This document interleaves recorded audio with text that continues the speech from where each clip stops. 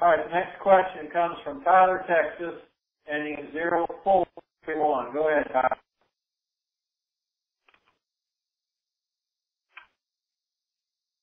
Tyler, Texas, ending in 0431. Go on. Let's go to the next one. All right, Granbury is 9261. Granbury, Texas, 9261. Granbury, you're unmuted. Go on. All right, Philadelphia, Pennsylvania. 20 on pump 4. There's $1 laying down in there. Did you see that? All right, thanks, Mike. All right, Philadelphia, you're on. Go ahead. Pennsylvania, speak. Okay, is that me? Yes, yeah. You're in Pennsylvania. Okay, I wasn't sure. What I'm used to hearing is you're next in the queue, so I apologize. Hey, Randy, how you making it? This is Bruce from PA. Good, man. How you making it? I'm doing good, man. How you doing? Good. What do you got?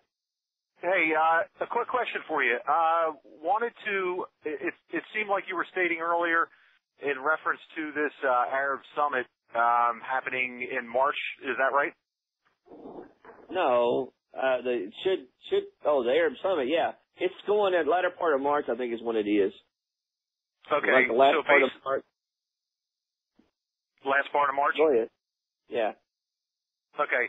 Based on that happening, do you feel there's kind of like a drop-dead date that they got to get this other thing going down with the ministers in order to have a time, is there like a timeline so many weeks before that in order for them to make all that happen? I do. I think the first week or two of March would be the absolute deadline for them to get, and for them not, in other words, they either got to have it done by then or they would be moving that Arab summit. And they came out and explicitly said they don't want to move the summit. Okay? So if that's the case, I think we look very, very, very good for this thing not to take off or for it to be off before the middle of March. Yeah, no matter what. Unless they come out in the paper and say something like, "Oh, we're going to finally move that Arab summit because we're idiots and we can't get this together. We're ragheads. We don't know what the hell we're doing." Now, if they do that, then yeah, I could see them moving it. But other than that, no, man. All right. So that's why I really like kind of where we're at. We are in a 30-day window that I very well like. Okay. But and I said if they'll just start this national conference, I'm going to like it even better. So. Okay, good deal, man. Hey, thanks for doing the call. Appreciate it, and look forward to meeting with you in Austin, man. Hey, not a problem, man. Good question. Next question.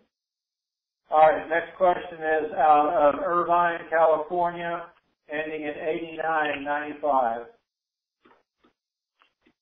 Hi, Randy. Irvine. Hey, how you doing, man? Pretty good. This is first time I called in, but I listened to all your calls. The quick question: I know you've beat a dead horse to death with the budget and how you're coming up with the rate. Yeah. But my question is, obviously they haven't opened the 2011 budget, and we're waiting on the 2012. What makes you think that rate won't change because they're going to use the increased budget of the 2012 and I don't think they will because they've been opening their budgets in June. Of course, for the last 2 years they haven't opened a budget. Okay. But prior to that, they opened their budgets June, the 1st of June. And that's when I think, even though they approve them in March and all that kind of stuff, they don't actually open them or activate them till June. And so we were hoping that they would do that last year, which they didn't. But anyway, being that the case, I feel like what will happen is they'll open the 2011 budget and as soon as the RV takes place, and then they'll open that budget, and that budget they'll try to get as much money of it as they can out of it sent to the government offices and all that, and then they'll turn around and say we've approved the 2012 budget and go from there. So because they've already really kind of approved it, and the numbers on the 2012 budget will change to dinar versus dollars as soon as their dinar comes out. Okay, that makes sense. And the revenue, that figure that you were calculating on the 26.1 billion. That's the total revenue of oil, and they get that. And that was on the official UN site last year in last May. and they published that, and they only did it once. I think UN Insight still has it up there, but it was $26.1 billion. If you use dollars, it's easy because we're used to listening to dollars. So if it's $26.1 billion and they need $89.1 billion, now dollars is what we're talking about, how do they get that? They can't do it one-to-one, because if they do it one-to-one, what'd they get? $26.1 billion if they do one-to-one. So the bottom line is that's why they have to have something that equals 3 times the amount of their total revenue. So you take it and divide it, and it'll come out to 341 to 345 is what it comes out to. So it's gonna, whatever it takes to make the budget is all it's gonna be. If they're not gonna do anything more, they probably won't, I know they won't do any less. Well, I agree with you. I appreciate all your insight and help. Thank you very much. Oh, not a problem, man. Good question. Next question. All right, next question is from Houston, Texas, ending in 4932. Go ahead, Houston. Hey, Randy. Appreciate the call, man. Question. We made a lot of hoorah, and rightfully so, about this national conference, but the national conference and the ARAF summit. But are we forgetting about the importance of the significance of that defense summit that they're supposed to be having like a couple days before that? Well, the summit is part of the strategic. Nah, it's part of the strategic framework. So. Okay, so that defense summit where they are supposed to be introducing the new defense minister and all of that stuff, that's just a part of the plan. They're not going to announce a defense minister at that deal. If there's one that shows up, which one has been going with them, he may or may not be the defense minister. They will come out and do that. Huh. But according to the timeline, of course, by the time that all happens anyway, we'll hopefully be already done with them announcing who is who. See, here's the deal. This thing, RVs, are you going to care one iota what Iraq does? Yeah. No. Heck no. Honestly. No, you're not. I'm telling you, I'm running to the bank.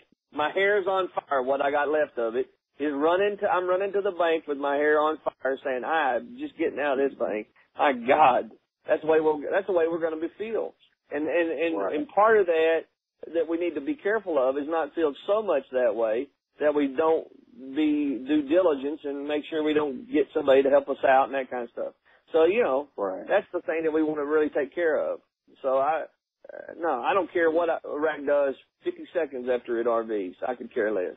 I could care less if somebody said Iraq after. I'd think they were speaking in foreign languages at that point in time. Gotcha. Well, hey, it's good to hear you, man. And all right, man. Oh, well. You have a good one. All right, you too, man. Good question. Next question. Our next caller is Jamesburg, New Jersey. Go. Randy? James? Yep, go ahead. Okay. I've been listening to your conference calls for a long time, and I remember this is going back months now. You had mentioned the $3.41 rate based on the budget, but I seem to recall you saying back then that if time went on too long, that they would have to increase that to meet the budget that they would need to cover later on. Is that still how you feel, and does not raise it at all, even a few pennies even? I mean, it could go a few pennies. I said 341. I like 341 real well. It could go 341 to 345, but you're only talking pennies, and by the time we deal with it, it won't matter. I mean, like I said, we're happy with anything above 50 cents. You know what I'm saying? Yep. And related to that, you may remember that they say that when Kuwait revalued back in the 90s, that for a very short period of time it started out high, like $9, then dropped right down to where it is now. Any chance of that happening with the dinar? The Kuwaiti dinar was at 10 cents. Okay? And then when it actually opened up on the market, it took off on the market, it went to $9 over a period of 3 weeks. Went to $9, and it came back down to $2 and something, then came back up to $3 whatever. And that's sort of the way it happened. But that's saying that you're going to let the market take it and do it with what it wants. Just put it in the market and let it go. They learn from that experience, and they're not letting it happen. They're going to bring it out at a particular rate. They're going to manage the float. And when I say manage, if you look at the rate the last how many months, it's in 1170, they're managing that rate right there. That's called manage, okay? Mm-hmm. It means they're going to bring it out at a rate and keep it there. They'll let it move up whenever they want it to move up. Whenever they don't want it to move up, they'll hold it right in that spot until they're ready to move it again. Okay? So that's the way it's going to be. Will not, and it will not happen that way. I know a lot of people have sold it that. I know a lot of people have sold things that way, but Shabibi explicitly stated he's going to be on a managed float. So I wouldn't worry about that. And since there's a little confusion as to when this national conference is going to begin, or national meeting, whatever they're calling it now, will there be a definitive place that's going to say, they actually started this thing? Or are we just going to keep guessing based on the articles that they show us? Well, they should say something. We're assuming AK News, because that's the government kind of deal. So if the AK News drops it out at some area, that's when we'll know for sure what's happening. Okay. And of course, I'm going to know. We'll know anyway, because we'll get instructed when it's going and taking place. So we'll be able to know to start out with, but we'll be able to point out the articles at the same time. Okay. Okay. All right. Well, thanks, Randy. You and I have been friends on Facebook. It's the first chance we've had to actually speak, so I appreciate this. Thank you. Oh, not a problem, man. Good question. Next question. All right. Before we get to the next question, I want to alert Tyler, Texas, and I want to alert Granbury, Texas. And phone numbers ending in 0431 and phone number ending in 9261. So stand by. Please make sure your phone is off of mute. And we're going to do Vineland, New Jersey next, 9256. Then we will come back to you. Vineland, New Jersey, you're ready. Speak up, Vineland. Good days for us. And one more thing, we want to take a look at Weather Trends 360, the outlook from February 17th. Okay, that's somebody playing in the background. We're going to mute them back out and try to go to Tyler, Texas now. Tyler, Texas, 0431. You are unmuted. All right, I'm going to move you from the board. Granbury, Texas. You are unmuted. 9261. I'm going to remove you from the board. And we're coming back now to Vineland, New Jersey again, ending in 9256. All right, I think we've got a finished call. We have Kansas City here. Lawrence, Kansas City. Go ahead. Yeah, can you hear me? Sure can. Hello. Yeah, go ahead. Hey, Randy, I agree with a lot of the stuff you say about Taliban leading the way and Maliki kind of going along with whatever they say if it's constitutional. So I think we've got